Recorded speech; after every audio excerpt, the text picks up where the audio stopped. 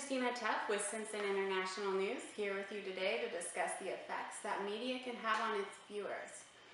I'm sure that you will agree with me when I say that the media can be very persuasive and in various different ways, whether it be highlighting all of the new features on the latest iPhone within a short 30-second commercial, illuminating the coolest, latest new toy and why every child needs at least one, or even showing off the latest fashion trends that everyone should be following. But what we sometimes fail to notice is that the media can persuade someone in a much more significant, life-changing way. It can often be difficult to detect how big of an impact the media can actually have on its viewers' attitudes, behavior, and overall well-being. And this persuasion, inadvertently, can even reach to the extent of taking one's life. The impact of media persuasion on its viewers can be amplified or reduced depending on several factors, which can include who provided the information, how this information is being relayed to its spectators, and who the viewers are.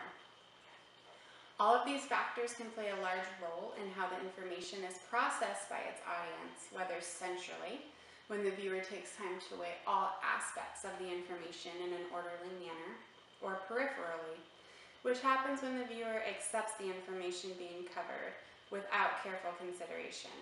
Today, we will be primarily discussing the effects that media violence has on its viewers' behavior, taking an even closer look at its relationship with preceding homicides. Past research examining the impact of media violence on aggression has typically been accomplished within the laboratory setting. Most of this research performed in the laboratory has shown that media violence does, in fact, encourage increased aggressive behavior from its viewers. But do these studies provide us with enough evidence that this increase would also happen in the real world, outside of the laboratory? Well, policymakers have been anxious to find out, but more specifically, whether or not there would be an increase in fatalities following the broadcasted violence. Luckily, there has been recent research using real-world statistics in order to study the effects that media violence has on homicides, which we will discuss today. This real-world study has been influenced by previous research centered on investigating the effects of media violence within our nation, which has revealed valuable information regarding the correlation between broadcasted suicides and the number of following suicides. This research has exposed that there is a significant rise in the number of suicides within the United States following broadcasted suicide stories. The more publicity a suicide story gets, the higher the increase of suicides that follow. Suicides are more likely to occur within or near the community that the publicized suicide took place. Fatal single car crashes may also rise following broadcasted suicides. And interestingly, the drivers in these car crashes are often found to have many similarities to the person in the broadcasted suicide story, with age commonly being a resembling factor. These facts clearly demonstrate the persuasiveness that media can have on its audience, whether the influence was intended or not. While it was hoped that research could conclude whether broadcasted homicide stories increased real-world homicides, it was determined that given the high number of broadcasted homicides, it would be extremely challenging to separate which of these broadcasted stories provoked the preceding homicides. Therefore, it was agreed that following the number of homicides after more specific, less frequent broadcasted media violence clips would provide a more accurate analysis. Furthermore, past studies have discovered some specific features often presented within broadcasted violence stories that have been found to trigger increased hostility in the real world, which include when the violence is stimulating, appears authentic, is vindicated, and when the offender was praised preceding the event and was obviously aiming towards hurting his target. Since heavyweight prize fights contain each of these features and are typically less publicized than homicide stories, it was decided that heavyweight prize fights would be the most accommodating type of broadcasted violence to be incorporated within this newly performed research. While the impact that heavyweight prize fights has on hostility has been studied in the laboratory setting in the past, which has shown a connection between watching heavyweight prize fights and increased violent behavior afterwards, The impact that broadcasted prize fights has on the public's aggressiveness in the real world has been of interest. Therefore, this research specifically targets the television showings of heavyweight championship prize fights and the surge of homicides thereafter. Similar to the laboratory study, this research based on real-world statistics has shown a relationship between recently broadcasted heavyweight prize fights and a significant increase in homicides, and with an even more notable increase in homicides after a highly publicized fight. Now, let's check in with Patrick Delaney, who will discuss a more detailed look at its results, as well as the data sources and method used within this study.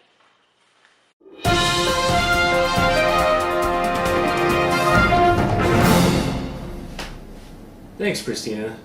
Berkowitz and fellow researchers thus began a significant study to find out just how much the subjects were affected by seeing acts of violence, in this case while in a laboratory setting. Now that Christina has given you a thorough introduction to mass media violence and how it relates to homicides, I'm going to go over some of the data behind how the experiment was ran and how it was used to test the hypothesis, as well as the methods of analysis and results of the experiment. This research was based off of an exhaustive list of championship prize fights obtained from the Ring Book Boxing Encyclopedia, which is the standard if one is seeking reference on the topic. The data collected was from 1973 to 1978.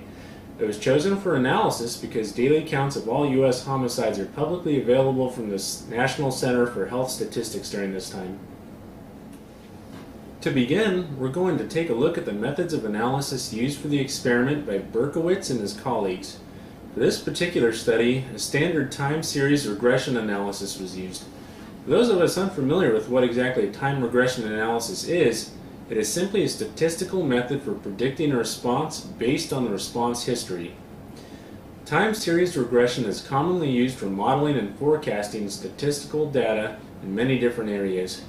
So essentially, it takes all the data from before and makes predictions using the information to see patterns. Dummy variables were used to help categorize the data. These are 0 to 1 variables that help sort it into mutually exclusive categories.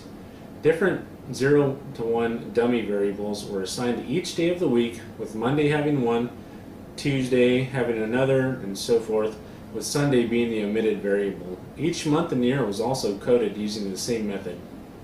Another factor to consider throughout this research was the holidays and other variables that might affect the results of the study. It has been shown that the holidays have illustrated that there is a rise in homicides on public holidays. Because of this, seasonal effects must be corrected before the effects of the prize fights on homicides can fully be studied. Otherwise, the data could potentially become compromised. In addition to the dummy variables for the days, months, and years, with the exception of Sunday, public holidays were also each assigned a dummy variable for this study. These included New Year's, Memorial Day, Independence Day, Labor Day, Thanksgiving, and Christmas. A special variable was used to indicate an upcoming championship prize fight. This research sought to test whether viewing the fights, and especially the prize fights, championship prize fights, would have an effect on the homicide rates that subsequently followed. The regression coefficient of the championship prize fights variable gives the effect of a prize fight X amount of days later. At first, the effect of the prize fight is examined for a 10-day period that follows. Later on, a longer period is studied. The results of this study were concrete in their findings. The statistical analysis showed that after the average championship prize fight, homicides rocketed up on the third and fourth day for a total increase of 11.62. This was shown to be statistically significant. The information also showed that the third day displays the largest peak by far in homicides. The most surprising revelation from all of this is that the third day peak isn't just in the previous study, but also is prevalent in many previous ones as well, showing that this peak is not only of concern, but also that it has been before, but the reason remains unknown. And let's not forget about the fourth day peak, which also was there, just not quite as substantial. So a little more information on the third day peak. As previously stated, it did and has occurred in numerous previous studies. The data shows that California auto fatalities peak on the third day after publicized suicide stories. This phenomenon also appears to happen in Detroit as well. It appears that automobiles aren't the only ones though, U.S. non-commercial airplane crashes also have been reported to be higher on the third day following publicized suicide stories. So essentially, when suicide stories are publicized, on TV or whatever else, the third day after that, there's a peak in suicides by plane, by car, a lot of different ways. For whatever reason, there's what seems to be a lag following the events, which offers no explanation as to why 3 days seems to be a reoccurring number in all this. The peak in homicides after the fights cannot be attributed to the day of the week, the month, the year, or the holiday effects, because all these variables were corrected for in the regression analysis.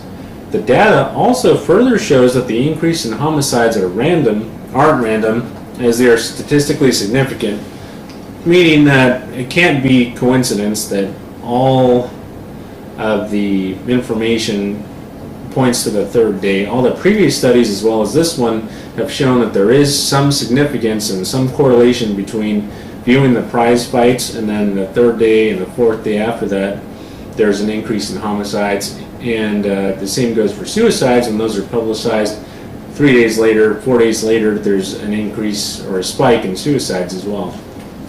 Now that we've went over the data, the methods of analysis, as well as the results, we're going to go out to Esther, who's in South Africa, that can give us some possible alternative explanations for the peak in homicides. Thank you, Patrick.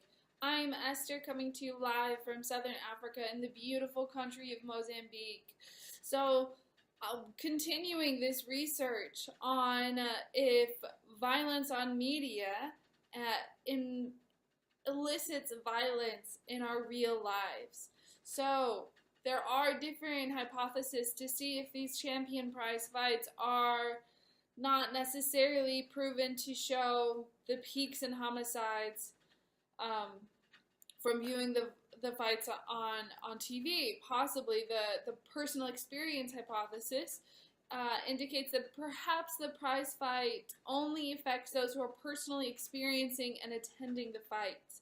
That then mass media violence cannot be claimed in the trigger of a rise in homicides.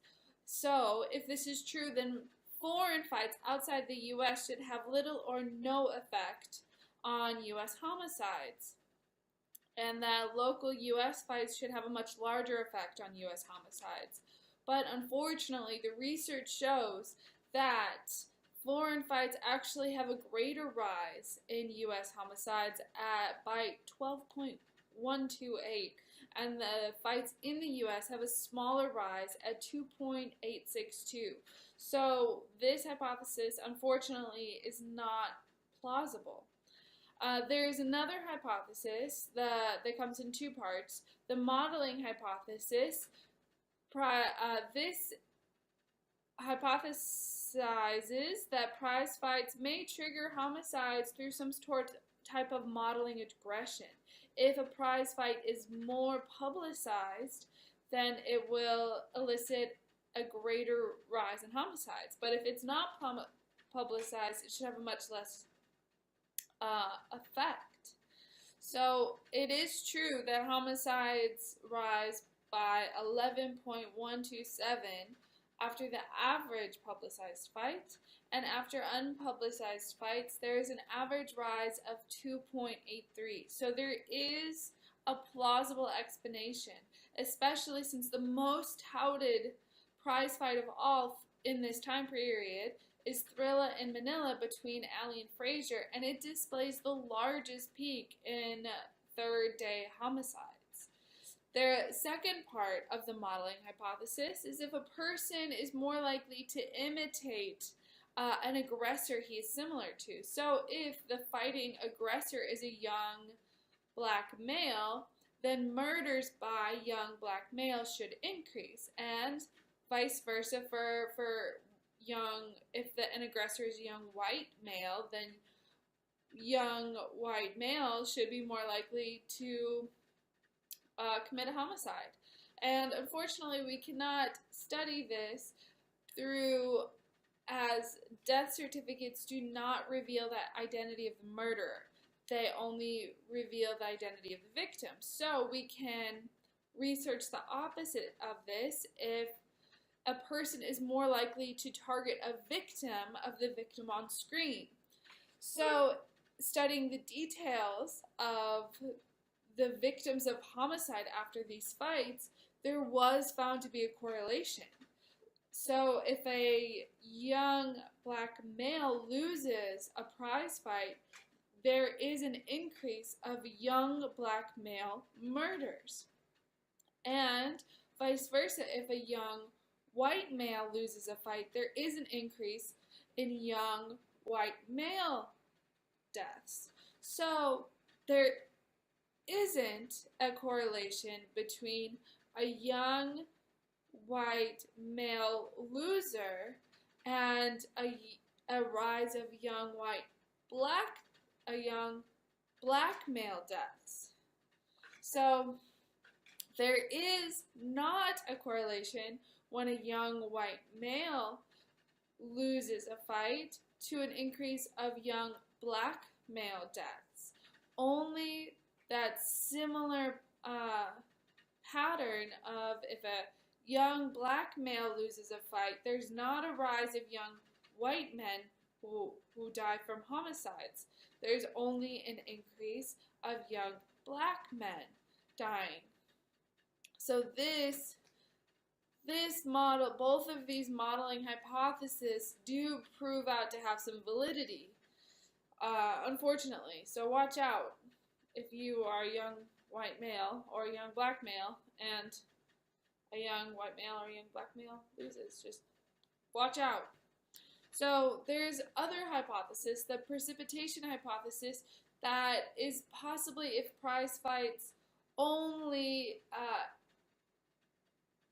precipitates a murder that would have already happened. But an examination of the 3 weeks following a prize fight reveals no significant dips in homicides. So if someone was going to commit a murder, they're probably still going to do that, but also people who weren't precipitating to commit a murder, they were inspired. It shows that there is a high plausibility that the prize fight instigated a homicide, which is awful.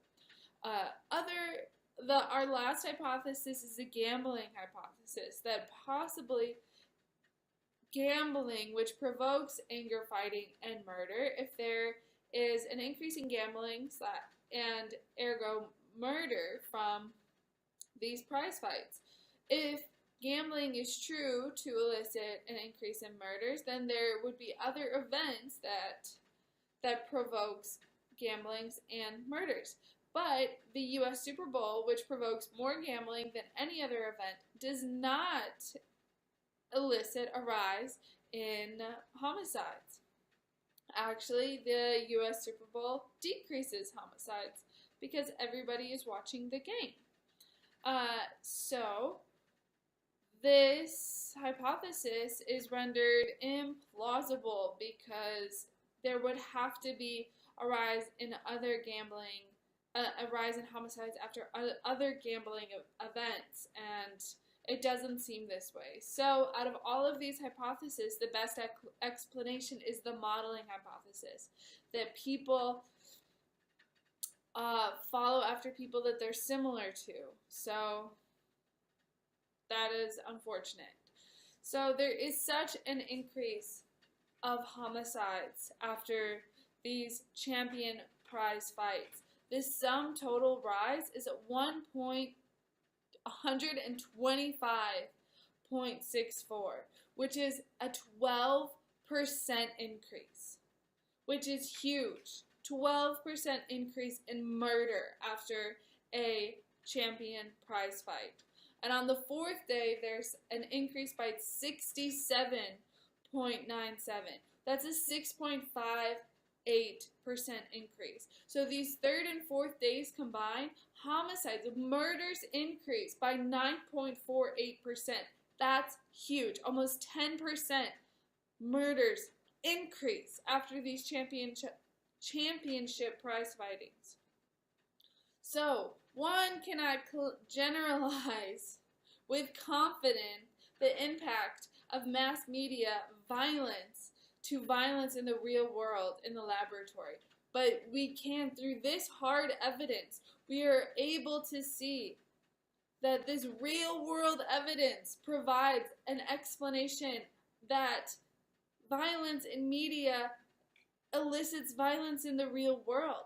And this is just one example of prize fighting and homicides. How much does it increase abuse on children? Marital abuse. How much does it increase bar fights? How much more is violence? This is just championship fighting. There's other violence that we watch on TV, so we have to be careful about what we're watching. I pray that you will consider how you are affected by the violence that you allow yourself to watch, because other people are affected. Other people have been affected. This is 3-4 decades ago. This research shows the impact of violence on media and how violence on media has increased over these past 30, 40 years is exponential. So we at Simpson News International are happy and blessed to bring you a clean and holy news station that provides great information without violence that could provoke you to murder someone. So continue watching Simpson International News. Tomorrow we will be showing you children being fed in Africa. Hope you have a great day. Thank you.